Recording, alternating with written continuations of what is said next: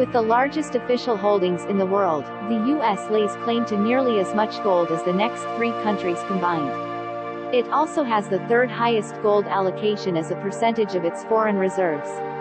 From what we know, the majority of U.S. gold is held at Fort Knox in Kentucky, with the remainder held at the Philadelphia Mint, Denver Mint, San Francisco Assay Office and West Point Bullion Depository.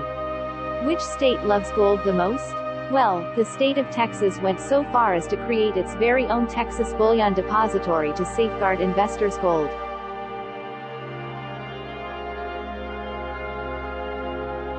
In 2017, Germany completed a 4-year repatriation operation to move a total of 674 tons of gold from the Banque de France and the Federal Reserve Bank of New York back to its own vaults. First announced in 2013, the move was expected to take until 2020 to complete. Although gold demand fell in 2017 after hitting an all-time high in 2016, this European country has seen gold investing steadily rise since the global financial crisis.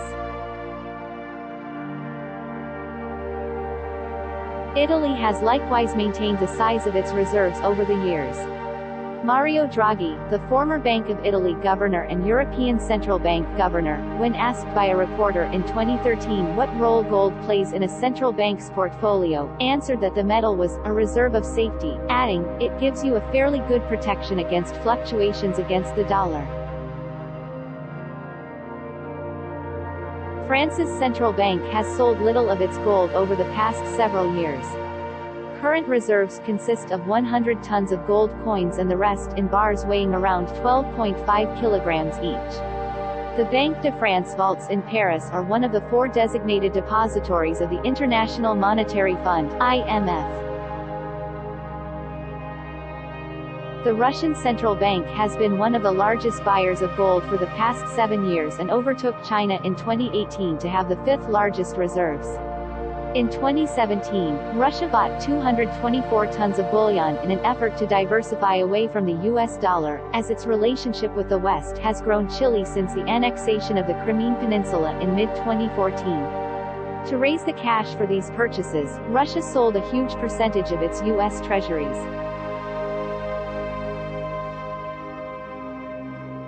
In the summer of 2015, the People's Bank of China began sharing its gold purchasing activity on a monthly basis for the first time since 2009. Although China comes in 6th for most gold held, the yellow metal accounts for only a small percentage of its overall reserves, a mere 3.3%. As of 2021, China will now allow domestic and international banks to import large amounts of the precious metal into the country in an effort to support prices. According to reporting by Reuters, an estimated 150 metric tons worth $8.5 billion will be shipped into China as soon as April or May.